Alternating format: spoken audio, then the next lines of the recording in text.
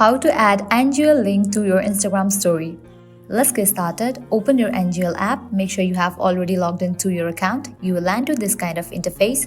Now over here, you're gonna find two options: copy your link and share link on your story. Firstly, click on the option copy link. Click on OK. After you copied the link, click on this second option, share.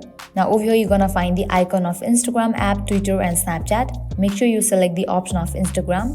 After you set it to Instagram, click on the option of next step for all these options. And then click on share on Instagram. With that, you will land to this kind of page. Now at the top, you will find this smiley kind of icon. Click on it.